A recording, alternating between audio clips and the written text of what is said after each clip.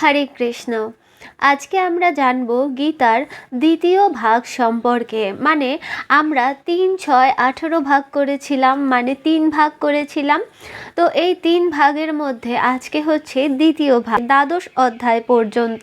তাহলে আমরা পরবর্তী ভিডিওতে বাকি অংশটুকু জেনে নিতে পারবো। তো চলুন শুরু করা যাক। শুরু করছি সপ্তম অধ্যায়। সপ্তম অধ্যায় হচ্ছে বিজ্ঞান যোগ। এখানে কি উল্লেখিত আছে?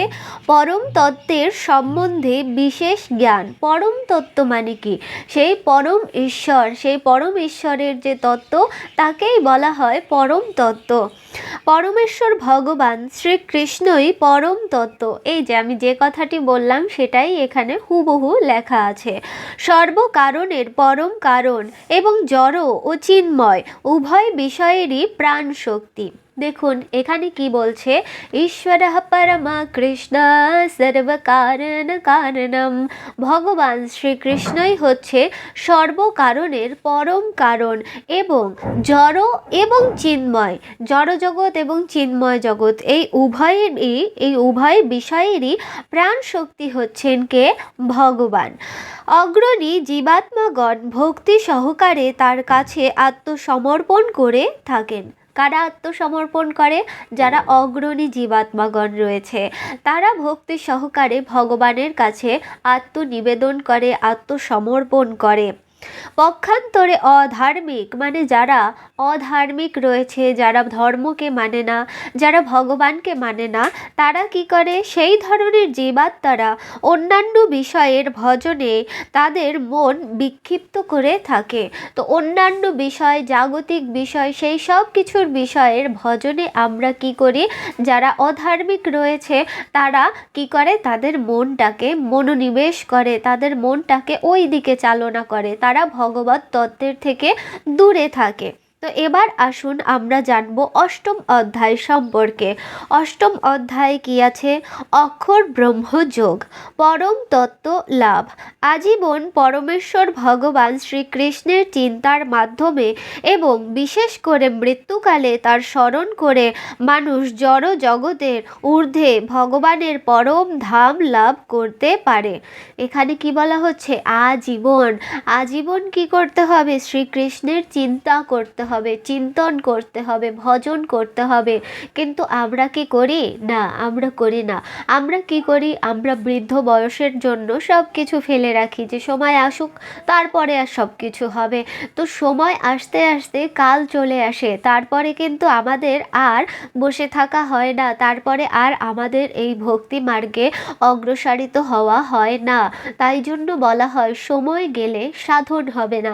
এ কারণে এখন থেকেই শুরু করুন। হয়তোবা অনেকে আগে থেকে শুরু করতে পারেননি, তারা এখন শুনছেন, এখন থেকে শুরু করুন। যখন সময় পাবেন তখন থেকে শুরু করুন। তখন কি বলা হচ্ছে?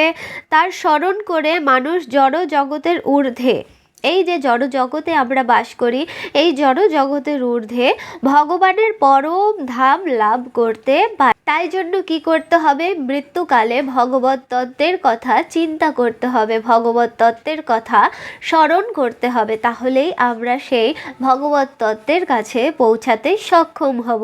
এবার চলুন আমরা এসে গেছি নবম অধ্যায়ে। নবম অধ্যায় হচ্ছে রাজগুহ্য যোগ, গূঢ়তম জ্ঞান। মানে সব থেকে গোপন বলা যায়, গূঢ়তম জ্ঞান। এখানে কি বলছে? শ্রীকৃষ্ণ পরমেশ্বর ভগবান এবং পরম আরাধ্য। এই একই কথা বারবার চলে আসছে, আপনারা বুঝে নেবেন। কারণ কি? আমরা যে ভগবানকে মানতে চাই না, ভগবানের এই গীতায় এতবার করে বলা আছে যে সেই স্বয়ং ভগবান, কৃষ্ণই স্বয়ং ভগবান, তবু আমরা বুঝতে পারি না, তবু আমরা মানতে অনিচ্ছুক। তো এখান থেকে আমাদের বুঝতে হবে অপ্রাকৃত ভগবত সেবা বা ভক্তির মাধ্যমে জীবাত্মা মাত্রই তার সাথে নিত্য সম্বন্ধ যুক্ত। প্রত্যেকটি জীবাত্মাই তার সঙ্গে নিত্য সম্বন্ধ যুক্ত। তা আপনি মানুন, আমি মানি বা না মানি, মানলেও সে আছে, না মানলেও সে আছে, তার অস্তিত্বের উপর কোনো প্রভাব পড়ছে না। তারপরে কি বলা হচ্ছে, শুদ্ধ ভক্তি পুনরুজ্জীবিত করার ফলে। দেখুন আমরা এসেছি কোথা থেকে, আমরা এসেছি সেই ভগবত তত্ত্ব থেকে। ভগবত তত্ত্ব থেকে এখানে এসে আমরা কি হয়েছি, বিভ্রান্ত হয়েছি আর ভ্রষ্ট হয়ে গেছি। এ কারণে আমরা বুঝতে পারছি না যে আসলে ভগবানকে, কিন্তু আমরা আগে সেই শুদ্ধ ভক্তিই করতাম। আবার আমাদের সেই শুদ্ধ ভক্তির পন্থায় ফিরে যেতে হবে। এ কারণে এখানে উল্লেখিত আছে শুদ্ধ ভক্তিকে পুনরুজ্জীবিত করতে হবে, মানে পুনরায় জাগরণ করতে হবে। যেই ভক্তি আমরা এই মায়ামোহ পাশে আটকে গিয়ে ভক্তি থেকে বিচ্যুত হয়েছি, সেই ভক্তিটিকে আবার পুনরায় জীবন দান করতে হবে। তাহলে কি হবে, শ্রীকৃষ্ণের সেই পরম ধামে প্রত্যাবর্তন করা সম্ভব হবে। আমরা যদি সেই ভগবত ধামে পুনরায় প্রত্যাবর্তন করতে চাই, তাহলে আমাদের সেই ভক্তিরও পুনরুজ্জীবনের দরকার আছে। তাই জন্য আজকে থেকে ভক্তির উপরে কাজ করা শুরু করুন, ভক্তি মার্গে চলা শুরু করুন, ভগবত তত্ত্বকে জানা শুরু করুন। তাহলে দেখবেন আস্তে আস্তে ভক্তিও জাগ্রত হয়ে যাচ্ছে। তো ভিডিও যেহেতু বেশি লম্বা হয়ে যাচ্ছে, এ কারণে আমি আর বলছি না। আজকে এই 3টি অধ্যায়ই কমপ্লিট করলাম। এরপরে আমরা বাকি 3টি অধ্যায়, তারপর আরও 3টি অধ্যায়, এরকম করে ছোট ছোট আকারে দেব, যাতে করে বুঝতে সুবিধা হয়। কারণ একবারে বেশি প্রেশার পড়লে অসুবিধা হয়ে যাবে। রাধে রাধে।